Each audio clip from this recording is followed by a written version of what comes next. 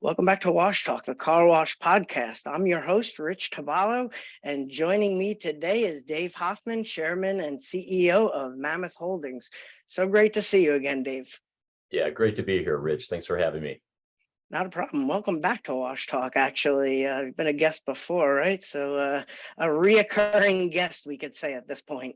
Exactly. Love it.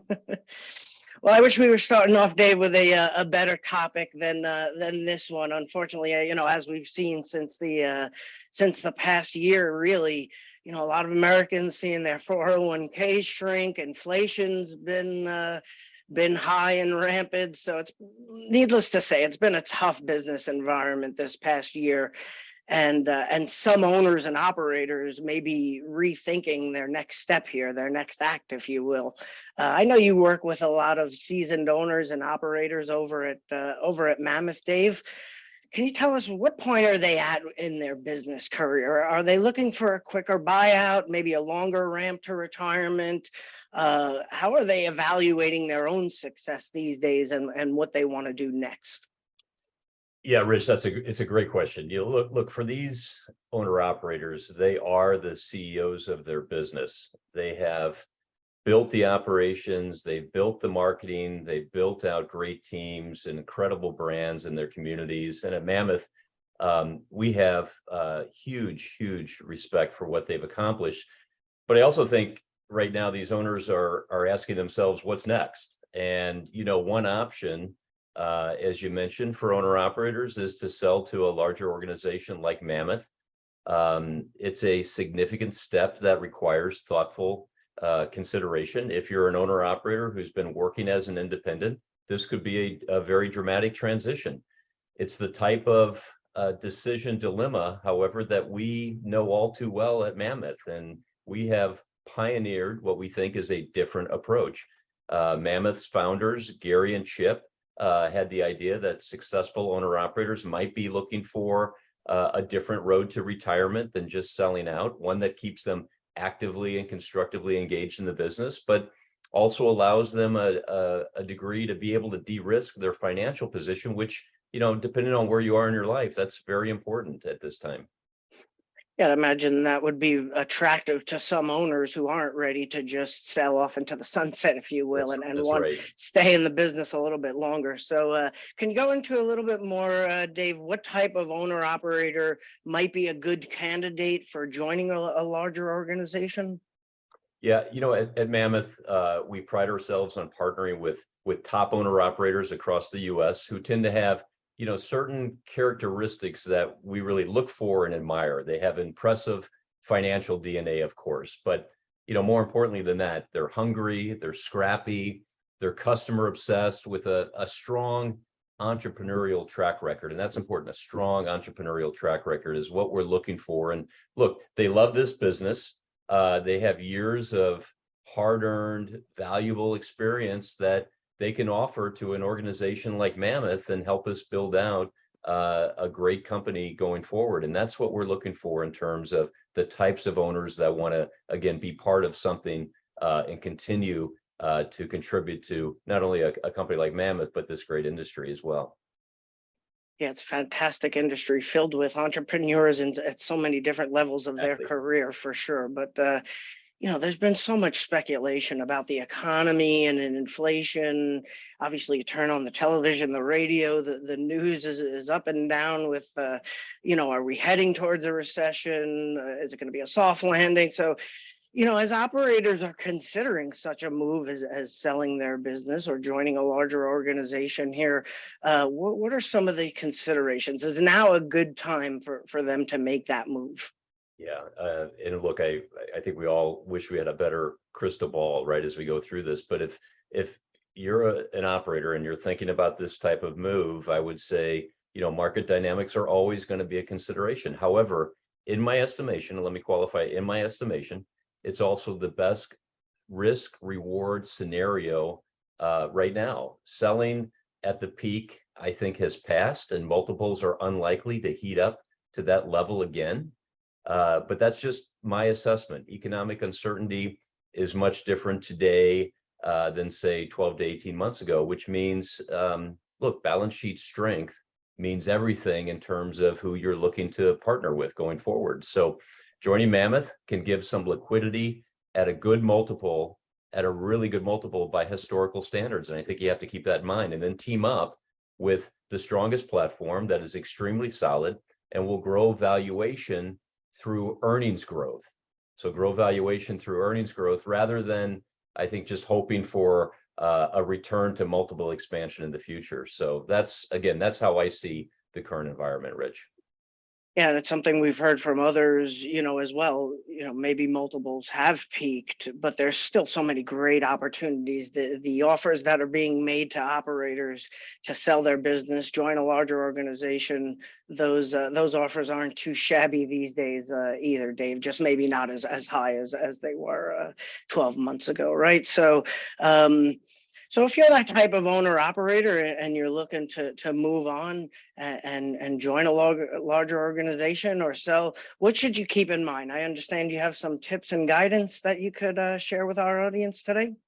Yeah, look, as you and I have talked, there are really 5 factors that I think you ought to look for as you determine if this transition of selling to a larger organization is right for you. The first one is simply, can you remove risk, particularly obviously financial risk, and still stay in the game? If so, then you should look to partner with an organization that takes some liability off the table, but still allows for a degree of involvement in the business. You should ask the question, this is important. You should ask the question, are you buying in or are you selling out? At Mammoth, it's all about buying in. A perfect example is Marcus Kittrell, who many people out there know. At Mammoth, he's my operations coach, and I leverage him highly with his expertise. He sits and participates on the ICA board for us. And, we're just talking about some car wash shows coming up. He's going to be at the car wash show as our brand ambassador. And so he plays a critical role, but just as equally as important on the other end of the spectrum was a single site owner operator, Richard Bailey. And Richard just loves to help us with remodels and laying out sites. This is where his passion is. So again, there's a lot of different places to play. I think the spectrum of where you can contribute to an organization like Mammoth is wide and vast, and we're looking to keep all of that institutional knowledge in-house. So that would be the first one. I would say second, as I mentioned earlier, Rich, especially in this environment, you should look for a company that has a strong balance sheet and an organization that will be a good and strong financial steward of your capital. And I think that's really important during whatever you want to call the gold rush era of, just say, 2021 and maybe the first half of 2022. I think it was easy to get caught up in the euphoria of everything that was going on. But I would humbly say at Mammoth, we stayed true to our values, particularly around financial discipline and creating an organization that is built to last. And so that, along with culture, is critically important in terms of what we're trying to do. Third, Rich, I'd say find an organization that has scale, but also a mindset of being a startup. And so I preach this a lot inside our company and our 4 walls, an organization that shares your core values for growth, but also has an entrepreneurial spirit like we talked about and is still scrappy. I think those are great attributes. We have big ideas here at Mammoth, and especially around how we're using analytics to make smarter decisions on where we build and where we buy. But at the same time, we are heavily focused on back to basics at the tunnel and being customer obsessed. We constantly talk about being customer obsessed. And look, I think this is a perfect example of marrying the sophistication of where modern trends are going without losing whatever you want to call that special DNA that these owners bring to us, whether it's scrappiness or that boots on the ground mentality to deliver a clean, dry, shiny car. This has to be your first promise to the consumer, Rich. And so it's really important to us. Yeah, and those operators, I've had the great fortunate of interviewing some of the operators under the Mammoth umbrella, and they're so woven into the community, right? They're community leaders. They know what makes their customers tick, and what those customers want in a car wash. So that's great. You spoke a little bit about Mammoth and its vision. What kind of company it is. When you look ahead, and I know you've assembled a management team here that's pretty great. You mentioned Marcus and Jen Vanderbilt we've interviewed before. Certainly the operators that you bring into the fold are leaders. We just talked about that. But when you look out and see the vision of Mammoth, what type of company does Mammoth want to be here moving forward? Yeah, it's a really great question, Rich. It's like, look, we want to be, if I can say, we want to strive to be an analytics company that is going to wash a great car, at least striving to wash a great car. So an analytics company striving to wash a great car. And important to me, the other most important piece of that is we were made up of real owner operators that are helping us build a great company together, in addition to the leadership that you talked about that I brought in here. So we think that's a powerful 1-2 punch.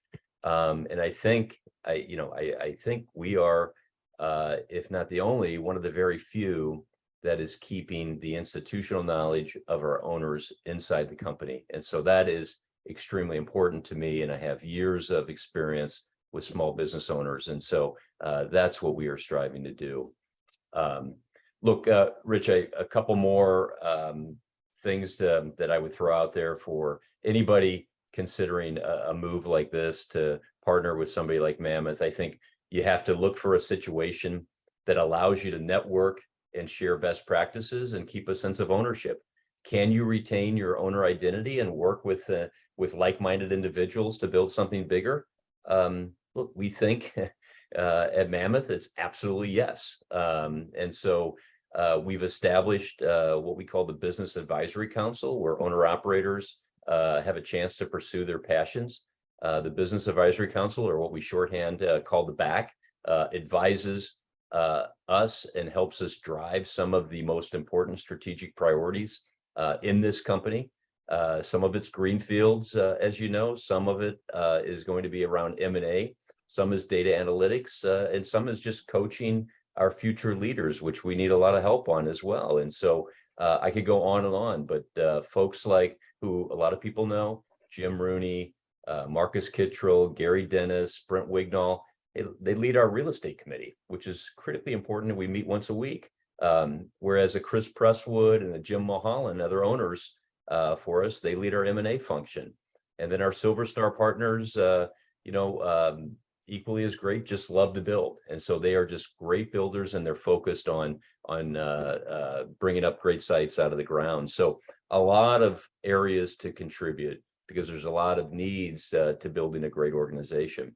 And then finally, quickly, Rich, I'll just share with you one last thing. I think you ought to ask, is your partner that you're looking at a future-oriented organization? And I think that's really critical with where the trends are going and where the puck may be going. But does the organization study customer profiles and habits to better understand how to serve the markets? Does the company have an openness to new technologies and approaches, including data science and analytics, like I talked about? Because I think there's potential to be disruption in this industry going forward. And so, again, I'll call out somebody like a Chris Presswood, who's a perfect example of this. He's an owner that built a great Finish Line brand in Paducah, Kentucky, and now he's helping myself and others, helping us build and develop our analytics tool to help us make smarter greenfield and acquisitions, or greenfield openings and strategic acquisitions. So it's what he enjoys, and as a result, we benefit by keeping his institutional knowledge and his passion in-house. So I would say those 5, Rich, are the things that really hit the mark for me on anybody that's considering this type of a move, how you ought to be thinking about it. And of course, at Mammoth, feel free to talk to anybody on our side, especially our owners. Yeah, so important to put the right people in the right seats. And I like your puck analogy. Wayne Gretzky said, "Don't be where the puck is, be where the puck is going." Right? Always anticipate that next move. So That's right. I like it a lot, Dave. As we wrap up here, I'm wondering if you could talk a little bit about what you think 2023 is going to look like for this industry and Mammoth Holdings specifically. Yeah, it's a great question, and I try to avoid getting in the habit of tape predictions, Rich. So bear with me, but I'll just tell you what I think, what we're doing here in our approach. And look, when times get like this, I've always used this as an operator myself. Go back, focus on the basics, get back into the tunnels. We're heading out to visit each one of our brands on their turf, talking to them, asking them what they're seeing and hearing from the consumers, and talk about what the future is going to look like for us together. Our team is right now in the middle of doing some road shows at every brand as we gear up for our busy season here in the spring. And like I said, we're also going to see you and others at the upcoming car wash shows here. So excited about that. I would just say, for anybody that is interested in having a conversation about Mammoth or learning more, wherever this goes, look for our evangelists, our Mammoth evangelists that are out there. And any of our operators would love to talk to you about this. So there's a whole bunch of them: Marcus Kittrell, Gary Dennis, Jim Rooney, Jim Mulholland. So please reach out to any of them at the show, or even during regular course of business. We're happy to talk and tell you our story and what we're trying to do here. So. All right. Well, continued success for you and Mammoth Holdings here in 2023. Thanks for joining me today, Dave, and doing this interview. Great. Thanks for having me, Rich. Sure. Our guest today has been Dave Hoffmann with Mammoth Holdings. Thank you for watching and have a great day.